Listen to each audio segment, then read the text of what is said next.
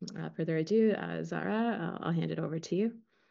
Thank you very much, Tracy, and thanks for everybody for giving me the opportunity to speak. It certainly is an honor um, to share my story and to say a few words and some thoughts with you all.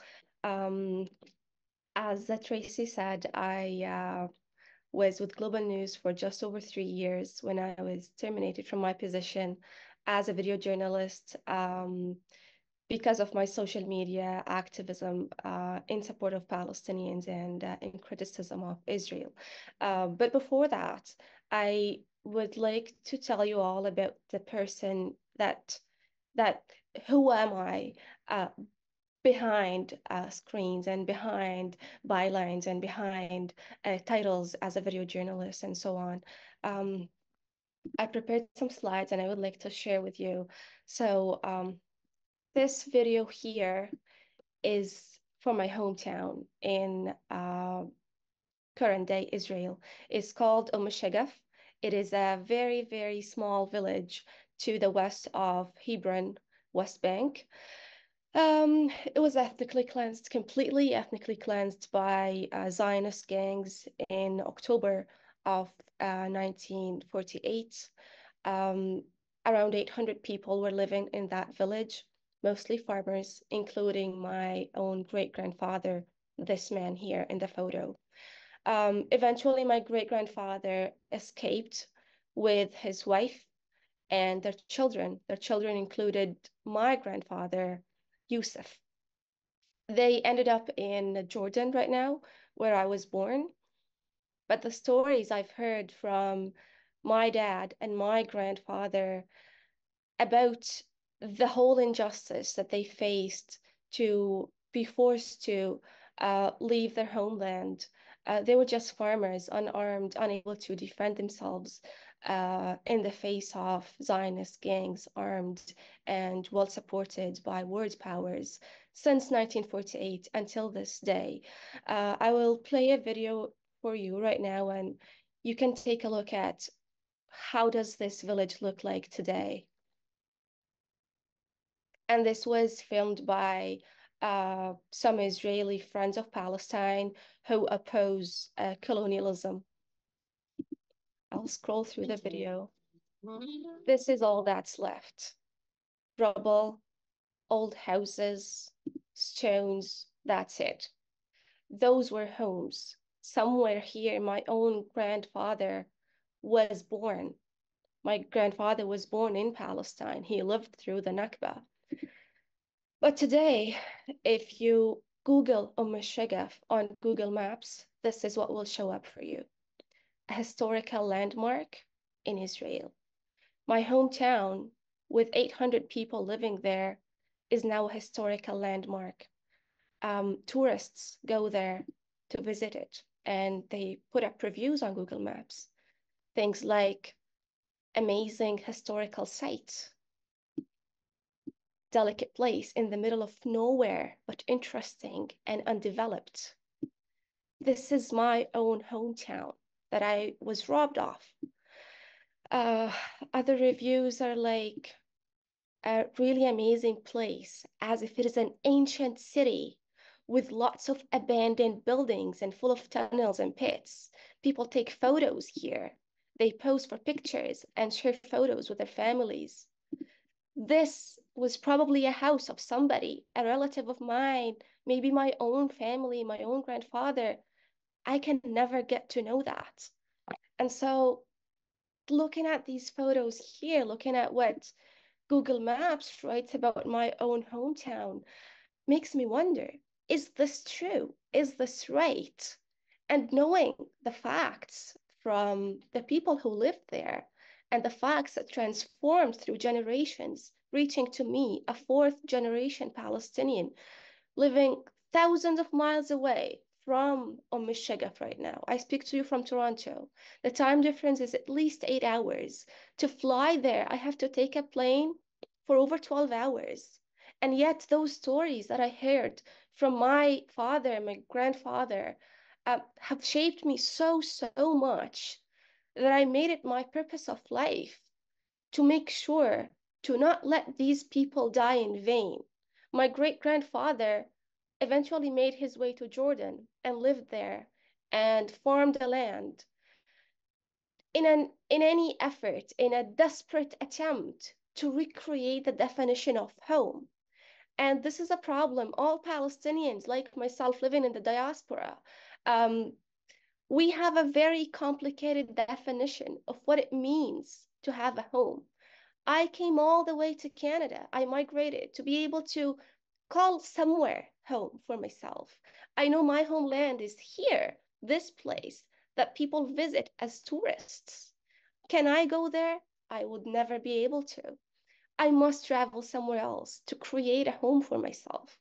My daughter now, who is almost 2 years old, and I have her here in the picture. This is my daughter, and I take her to the protests with me, and she holds the Palestinian flag. My daughter would be the fifth generation Palestinian in my family. She has no place to call home but Canada.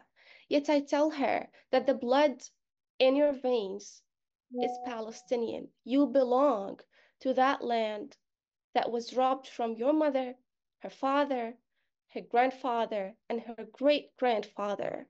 And so, knowing all of that, it becomes more sensible to me and to the audience to understand how I view this. This is not some faraway conflict and a complicated political dispute. This is personal to me. The people affected by this are my own family, and the people in Gaza right now suffering a genocide, trying to survive almost a whole year of bombardment and killing, are no different than my own great-grandfather, Hussein. Now, knowing that, I would like to tell you about what happened with global news. So long story short, I was a target of pro-Israeli lobby groups in Canada. One famous is Honest Reporting Canada. There are some others, but that was the biggest one. I have been the target of Honest Reporting since 2021. They have been monitoring my social media and calling on global news to fire me. They have created campaigns and lists ever since 2021, since I discovered that I was a journalist with Global News and that I identified myself as a Palestinian Canadian. Uh, in October of last year, while I was on my maternity leave, the only thing that I was able to do to support Palestinians and to make sure what happened to my own great-grandfather does not happen again, this time in silence. I wanted the whole world to know what is it like to live through the Nakba, the genocide of 1948, and to live through it again today, 76 years later. So I started sharing on my social media. I have a bit of an audience on my Instagram account, some 100,000 followers.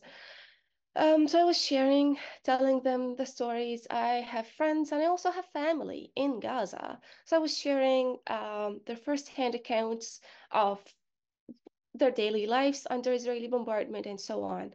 When I was approached by my direct manager at the time, and he has informed me that they have received some complaints regarding my social media posts.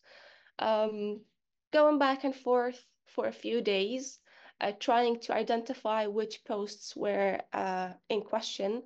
I never was told which posts exactly were the issue. Yet the company terminated my employment and fired me while on maternity leave without sharing a single post that was in violation of their policy. They claimed that my social media posts seem unfair and unbalanced. Yet, when I asked for any kind of explanation or clarification on which posts exactly that are in violation of the policy, I was told any post with hashtag Free Palestine, any post with hashtag Gaza genocide. Now, the problem is that how is any media that does not recognize that Gaza is going through a genocide right now could be fair and balanced. But yeah, I was terminated, and I was still offered a good amount of money for not speaking up about this and not going public about this, which is something I totally refused. Like I told you, this is not a far away conflict. This is personal. This is my family. It would be meaningless for me to be a journalist if in this very moment I chose to stay silent. It is just useless to become a journalist and not speak up right now. If you would like to learn more about the details of how this happened, what exactly was the correspondence, you can find the whole story that I wrote for the Briar Patch magazine. I'm trying to show it to you here. Um, yeah, I'm unable to exit. That's okay. Okay. But yeah, the Briar Patch magazine, I wrote for them, and you can find the full story, the full account here, fighting for fair coverage of Palestine. After that, I decided to go public. I never expected this will be picked up widely, but it did. You see other reels I have shared on social media get around 100, 300,000 views. This one, about my experience with global news, got 3.6 million views. It was shared widely in different countries across all continents. I have gotten people reaching out from Vienna, Germany, South Africa, Australia, literally all around the globe. And in that moment, I realized the problem with media's coverage of Palestine is not just about Canada, it is a worldwide issue. And perhaps in today's world, it is a huge aspect and a huge contributing factor in this genocide being still ongoing 11 months in. So I decided to go public and tell the world this story and hopefully start a conversation around how audiences should be critical of media and how journalists in the newsrooms should stand up for the bullying of some pro-Israeli lobby groups and stand up in face of the intimidation they face in these newsrooms and the censorship we all face, not just Palestinian journalists, but pro-Palestinian journalists, journalists of color. We're always told things like, you're being too emotional, you're too close to the story, you will be taken off this story and you will not be able to talk about this. I felt that when people's lives are on the line, it is no more acceptable for us to prioritize our own careers if those careers are not being put into work to protect these lives and these people. We cannot pick and choose. I have always been very outspoken in support of Ukrainian freedom, in support, in criticism of Putin's invasion of Ukraine. Yet I have never, ever got a single complaint from my former employer regarding what I have said on social media in criticism of Putin. Yet every time I speak about criticism of Israel, of its apartheid, of its genocide, of its ethnic cleansing of Palestinians, I am always told to remove tweets, to stay silent, to be balanced and fair. And I felt like this cannot go on. This bullying has to stop at some point. The risk was um, being terminated, being fired, having to start my career all over again. But I felt like if people in Gaza are trying to save their life, it's okay for me to lose my job over this, especially that this is my own family. It is, as I said, not something far away. This is not an ongoing conflict that is just thousands of miles away. This is very personal. This is my own family. And I believed it is worth getting fired for, and it is worth speaking up for. Now, as I said, this was institutional racism and pressure from pro-Israeli groups. But what really matters is the backstory. I want to tell you about what I have observed over the years in the newsroom of Global News. Before Global News, I was with Al Jazeera in Doha, Qatar. After that, after Global News, I worked briefly with Al Jazeera again, remotely from Canada, but I have decided to take a break for the summer, and now I am looking for job opportunities again. But during my years at Global News, I want to tell you about what I have witnessed that could be the roots of the problem of how Canadian media and mainstream media around the world covers Palestine. And I like to call it, it is a deliberate choice to disinform the public on Palestine. And I mean, there are so many reasons, but I just have written down four of them. The first one is lack of knowledge. I went to Sheridan College here in Canada and studied journalism and new media. My professors and my instructors are journalists who are still working in the media industry in Canada. I have had instructors from CBC, from CTV, and from different magazines and news websites and newsrooms in Canada.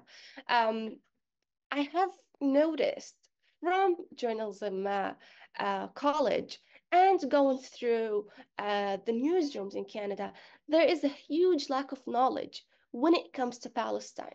I have had conversations with colleagues at college who were not able to tell where is Palestine on a map. I have had to pull up Google Maps and show them where Palestine is. When I was a newcomer to Canada and people would ask me, where are you from? I say, I'm from Palestine, from Hebron, West Bank, because Shagaf is part of the Hebron Governorate. People would be like, where is Hebron? And those were colleagues at jury school, at journalism school. Today, those very colleagues, they work at CBC, at the public broadcaster. So you can imagine how lack of knowledge there is among colleagues when it comes to Palestine. I have had colleagues mixing Palestine and Pakistan together when when the US and NATO allies pulled out of Afghanistan, I think it was 2022, we've had conversations with colleagues in the newsroom about what the future for the region would look like. And the region was Afghanistan and surrounding countries, which included Pakistan. People were mixing Palestine with Pakistan. I had to pull up the map again and show my colleagues where is Pakistan and where is Palestine, and that there are some 3,000 kilometers away from each other. It is that much deep that we do not know, as journalists, we do not know the bare minimum about this ongoing so-called conflict. Number two is superficial coverage. Um, and I believe the reason for that is to avoid answering the hard questions. If you want to really dig into the topic of Israel and Palestine, you will have to talk about colonization. You will have to talk about apartheid. You will have to talk about ethnic cleansing. You will have to talk about racism. And these are huge topics that not every journalist has the courage and the tools to talk about.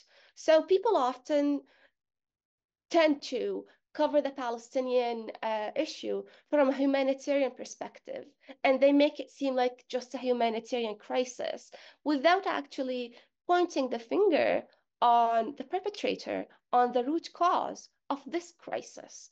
I went once to a CBC with my colleagues at Sheridan College. We had site visits. That was in 2018, I believe. At that time, their foreign desk correspondent was Derek Stoffel. I believe he is still the foreign desk correspondent. He was just coming back from Jerusalem, where he was deployed for a few months. And I asked him about his perspective and what does he think the solution going forward for this Israeli-Palestinian conflict. And he simply said that he believed that if Israelis and Palestinians talk to each other a little bit more, they will sort it out. Now, the problem of colonialism, occupation, apartheid, racism, ethnic cleansing, genocide is not a communication problem. So you see, there's a lot of superficial understanding of what goes on the ground.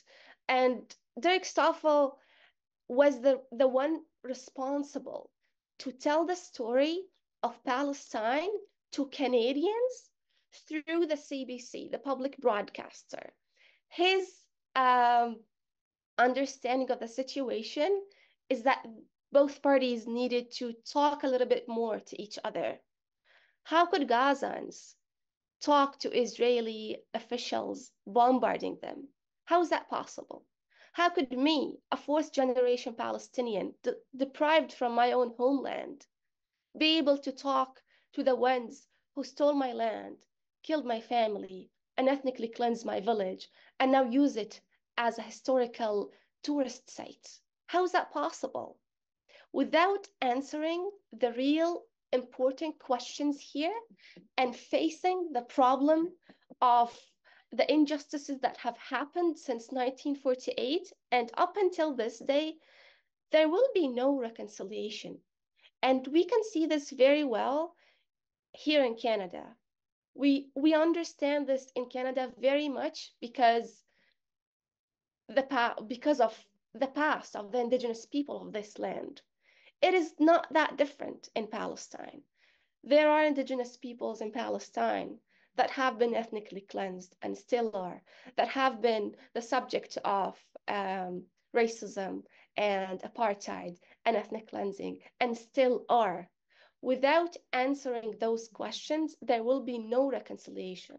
And so media has to tackle these very questions. Media's job and journalism job is to speak truth to power. We have to speak to our editor, to our news room decision makers, to our editors, to our CEOs, just as we speak to public officials and elected officials and ministers. We have to hold our own managers in the newsroom accountable for the decisions they make to disinform the public about what happens in Palestine. Number three was, why should we care? And this is a question I heard so much from a very famous journalist. You all know David Common. David Common of CBC. He was my instructor. He was teaching global reporting at Sheridan College. And I hold all respect to him. I don't mean to say this to undermine any of these people's experience and knowledge. I have all learned from all of them so much. But I'm just giving you examples of what really goes on in newsrooms, what happens behind the headlines and behind the newscast that takes place at 6:30 p.m.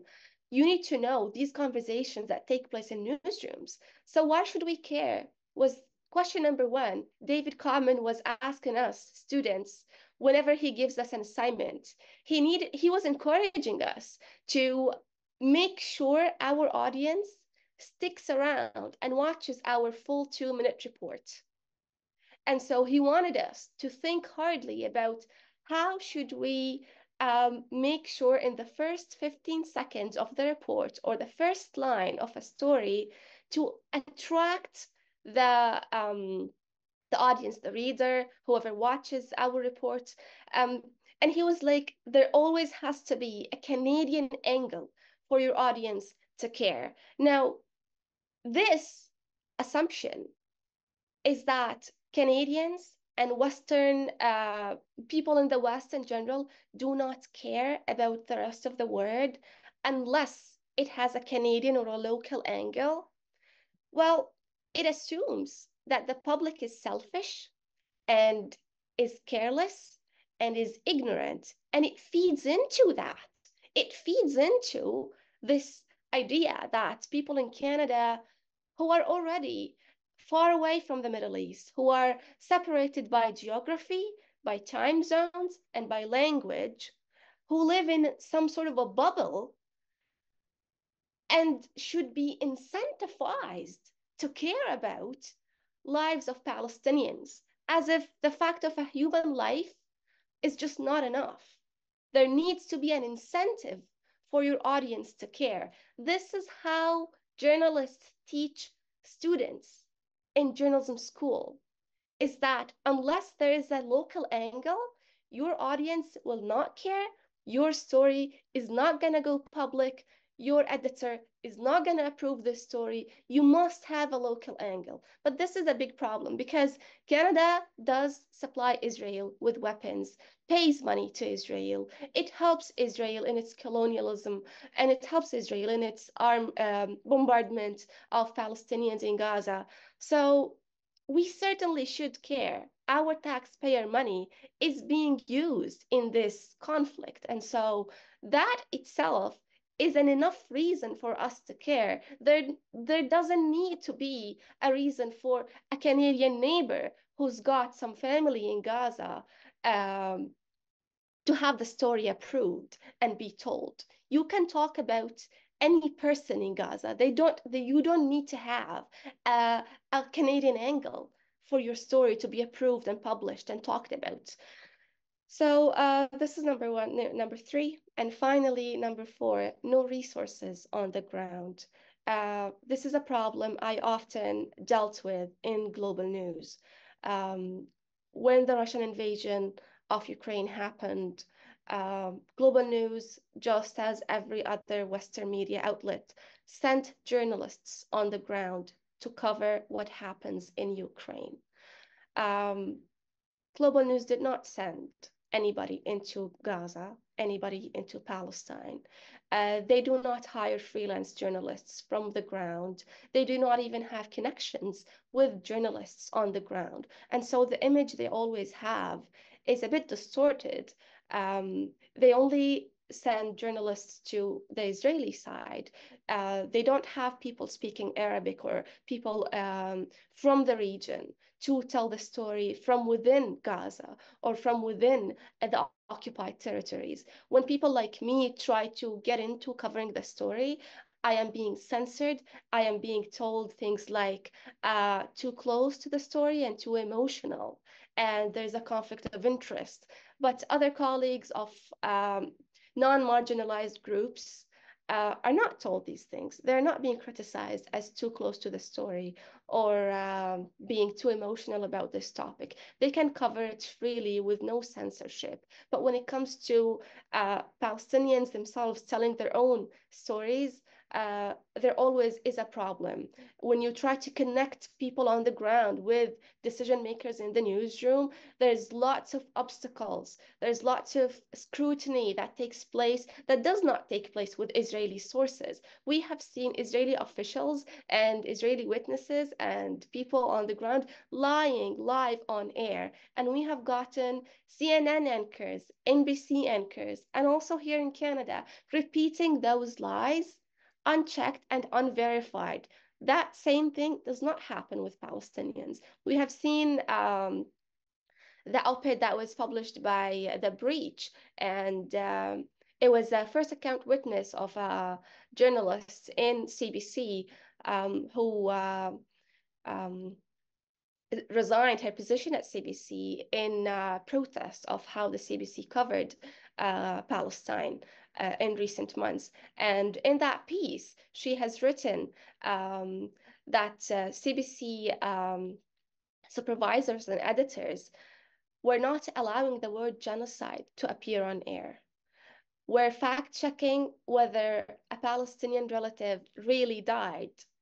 They were asking for witnesses to bring a death certificate of a loved ones in order for them to believe that this person has died under a genocide right now. So there's lots of scrutiny that is not on the same level on both sides. And I believe this is the summary of the four main reasons why Canadian media works to disinform the public on Palestine, and sure is one of so many reasons that got to the point that I was fired, and lots of other colleagues were censored or fired or intimidated across the Western world, across the English-speaking world. But I believe it is worth it. My final word would be a piece of a poem written by Professor Rifat Al-Arir. He's a Palestinian professor of literature who got his master's degree from University College London, and was in the process of getting his PhD when he was killed by an Israeli airstrike last year in Gaza. And he has written in his poem, "If I must die, you must live to tell my story." And this is exactly what I believe all of us should do. If a Palestinian must die, if my grandfather, great grandfather must die, then I must live, and we all must live to tell their stories. And this is an image of myself and my daughter in one of the protests in Toronto. And I sure make every effort to tell her the story and to make sure she carries the story on to the next generation. And with that, I will hand it over to you, Tracy. Thanks so much. Thank you so much, Zahra. I'm just stopping. Recording stopped. I'm just stopping the recording so that folks feel comfortable to ask you any questions. So if you want to ask a question, please raise your hand. People Thank you so much. are saying thank you. David, go ahead. Okay, thanks. Yeah, thanks first of all for the awesome presentation and for all your work. I'm a reporter for the NB Media Co-op, and just as a reporter, I was interested. You mentioned that you worked for Al Jazeera in Doha, I think, and I was just wondering if you could talk about,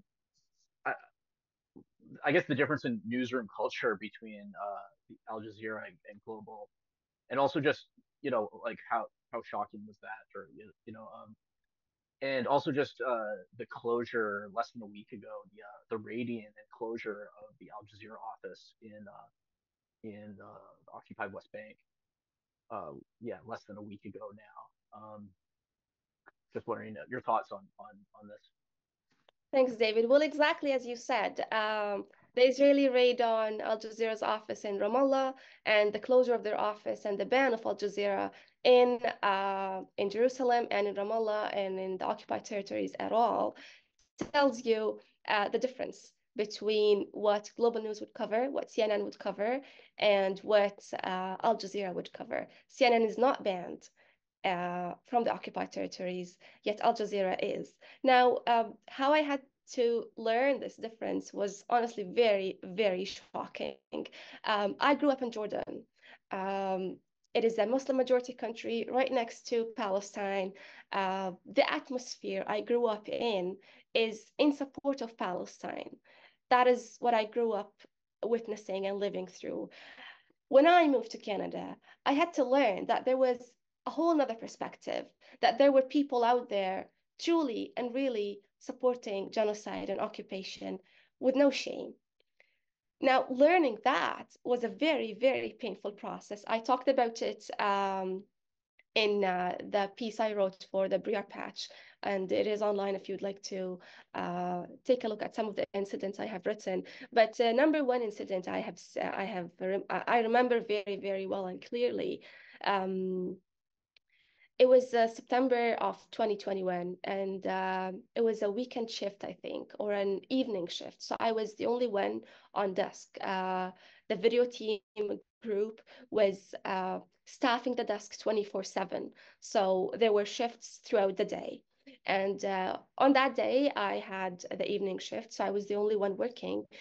And my own former boss was out of office. So I had a different supervisor to vet my work.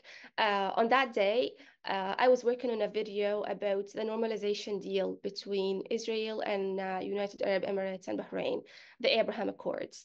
I was working on a video, and in one of the lines, I have written that the Abraham Accords deal will further isolate the Palestinians and will certainly not help the Palestinian cause for freedom and liberation, because signing deals with neighboring Arab countries without facing any consequences for the apartheid and ethnic cleansing and genocide and injustice Israel is committing against the Palestinians will certainly not help the Palestinians achieve any of their rights. So I have written those lines and sent it over to the supervisor to vet my content. He had an issue with that line, and he said that not to disagree with me, however, writing this line will make some people angry. And so he had me remove that line and reword it in order not to get pro-Israeli Zionist groups in Canada come after global news. That was the first incident, and that was one of so many. And I have tried to keep a record of all of that, because in that moment, I felt like as a Palestinian, I'm not safe in this workspace. I must keep records of everything that I come across. And I always had a gut feeling that I will part ways with global news over Palestine. I just never expected it will be like this. And yeah, this was very painful. But I mean, when I was in Al Jazeera newsroom, look, Al Jazeera English and Al Jazeera Arabic are completely two different. And when I talked about the reasons Canadian media works to disinform the public, I talked a lot about the individuals, the journalists, because journalists, we are the ones producing the news, right? We are the ones writing the headlines. So if a journalist has lots of information about Ukraine and knows Ukrainian very well and have visited Ukraine and have been deployed in Ukraine, he can talk about Ukraine much more than a journalist who does not speak Ukrainian, did not visit Ukraine, knows nothing about the geography, the history, the politics behind Ukraine, and joining the European Union, for example, and the problem with Russia, and all of that, right? So colleagues in Al Jazeera, I really have noticed, know so much in Al Jazeera English. They're all veteran journalists. It was unbelievable the amount of knowledge they had. Al Jazeera has a huge library for its journalists to go in and get their sources of information right from the book. They're very tough, and they're very well educated and informed. And the editorial standards of Al Jazeera helps a lot. Al Jazeera is, as you know, a state media. It is funded by the Qatari government. And so they have no budget issue. They will not be like our stakeholders will pull out their investments from our company if we criticize Israel. Al Jazeera does not have this problem. So money is not an issue for Al Jazeera. And so they have lots of editorial freedom to discuss whatever they want. Now, I have to be fair and say Al Jazeera has other shortcomings when it comes to covering different issues. But in the case of Israel, their threshold is so high because of their editorial standards that allow them to speak in criticism of Israel freely. Whereas here in Canada, as I said, journalists are uneducated. Some of them have absolutely no clue about the history between Palestine and Israel. Lots of them, as I said, live in a bubble. They only want their story to be published, and so they would do whatever it takes to get it published. They fear bullying and harassment and attacks from lobby groups. It just is very different. Thank you. Thanks. Thank you. Vikar, do you want to go ahead? Yes, hi. Thank you for the clear and sharp presentation, and I think we all really appreciate this. I wanted to make a comment and then bring forward a particular issue that we are facing, not just at this university, University of New Brunswick here, and perhaps at many universities across Canada. The point I wanted to make, since you commented on Al Jazeera, is there was a very nice article some time ago on Al Jazeera by Hamid Dabashi. He's a professor at Columbia. I think he no longer writes for Al Jazeera. And the piece was called The Unbearable Lightness of Being Obama. And he wrote this after reading the first volume of Obama's memoirs. And I just wanted to comment that there he particularly blasts Obama for comparing Al Jazeera to Fox News. Yeah. And this shows the level of ignorance from, a Harvard Law graduate, among other things. So the question I wanted to raise is this question of what's going on at Canadian universities. Yesterday at the University of New Brunswick, there was a Senate meeting where the president attempted to defend the new policy of political neutrality when it comes to Israel-Gaza. And it was formulated apparently, as we learned yesterday, in the last several months, because when the Ukraine-Russia war started, we got a memo from the president with a headline that says UNB stands with Ukraine. And so and the president proudly said that our new policy of political neutrality, which of course is a political statement in itself, is being emulated by other Canadian universities. And so what you describe as taking place in the newsroom is taking place in Canadian universities from the administration level. And they're suppressing students who protest. They're trying to suppress students who collect petitions. And there's been a strong response here in terms of faculty writing to the president and the Board of Governors.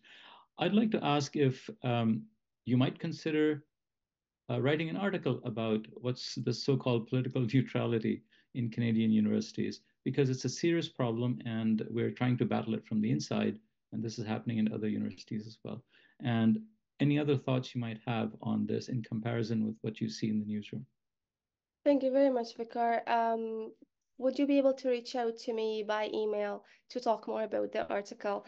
Now, look, what happens in Canadian universities and what happens in newsrooms is just a reflection of a wider problem. I like to call it systemic institutional racism against Palestinians, and not just against Palestinians. Lots of people of color and minority groups face similar types of censorship and attacks by the institutions. You feel like the law itself is racist against you as a member of a minority group, whether Palestinian, whether a Muslim, whether an Afghan, whether a Black.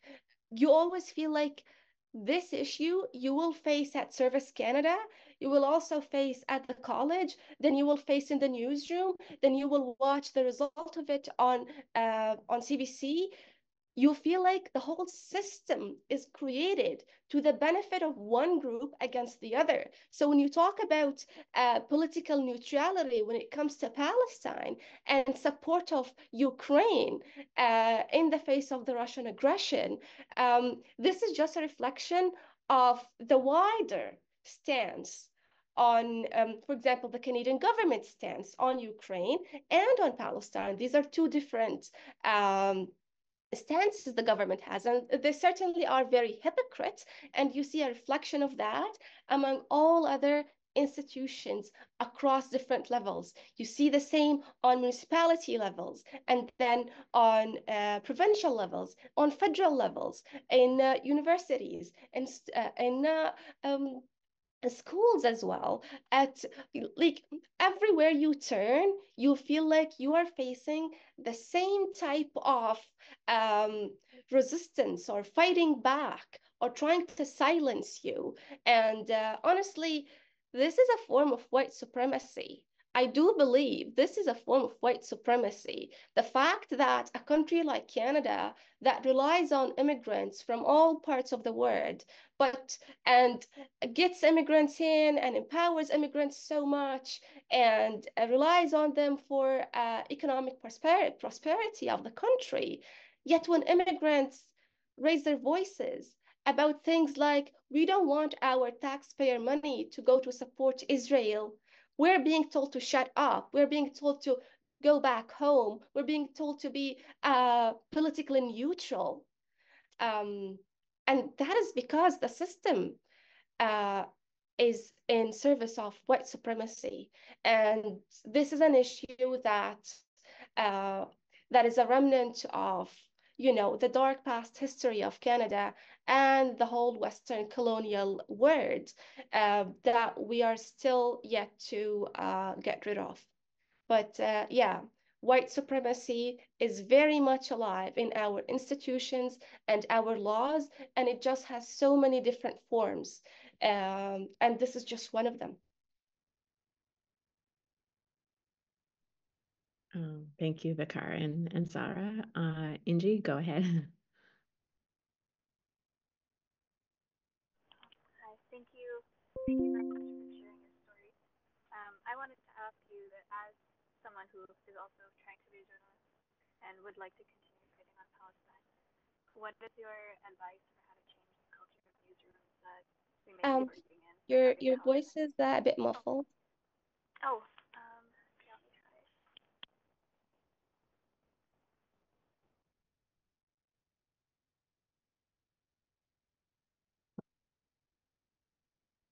Now you're on mute. I can't hear you at all.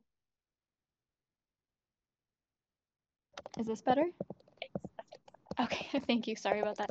I wanted to ask that as someone who is also trying to be a journalist and would like to continue writing about Palestine, what is your advice for how to change the culture of newsrooms that do show a lot of resistance to writing about Palestine in an informed, thorough manner? Look, when I first started I always thought about this. I knew that the status quo is to be pro-Israel. Now that is changing very slowly with a lot of pushback. And that is because the status quo being pro-Israel has been the normal for decades. So changing that is not going to be easy. When I started at Global News, I thought about this a lot with myself and with my loved ones, and we talked about what would I do? What would be the limit of me trying to push back or saving my career? And over the years, I felt like step by step, I am getting closer and closer to part ways with this system. Now, I do support every colleague still in the newsrooms of the public broadcaster in Canada and mainstream media in general in the West. And they're doing tremendous work, and it's so, so difficult and isolating, and you will feel like you're the only one speaking up, and that everybody else is just fighting back on you and telling you to shut up and telling you to let it go and just be silent and work on a different story and all of that. It is not going to be easy, but step by step. And there's a tactic in military that's called low and slow.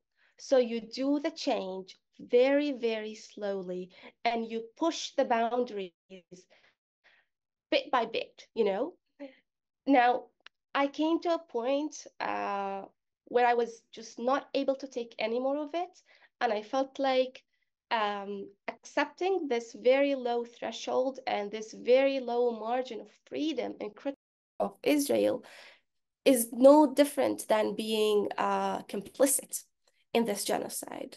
And that was particularly the situation in the first few weeks after October 7.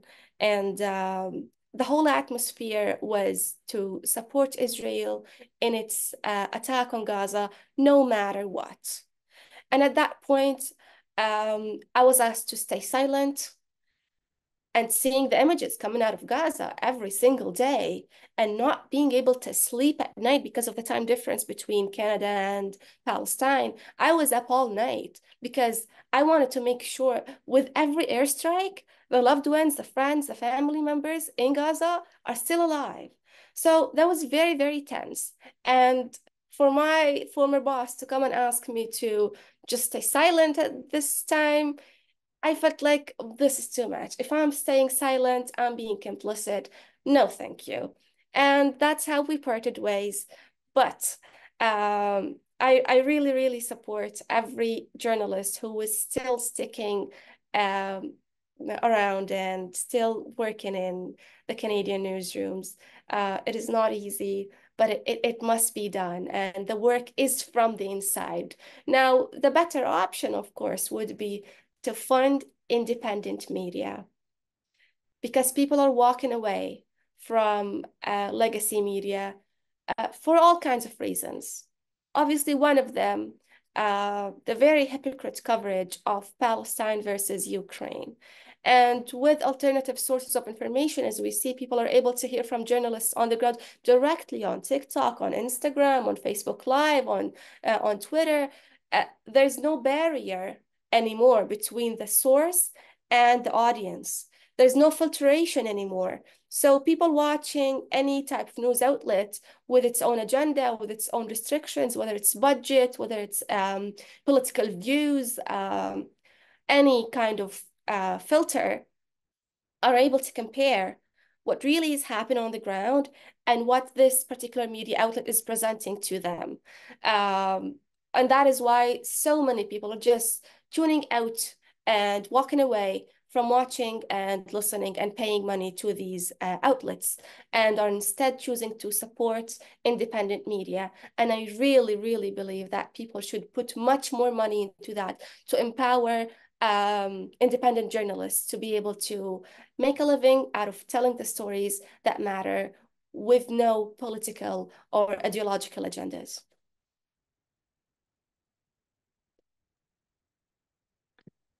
Thank you, Zahra. We may have time for one more question.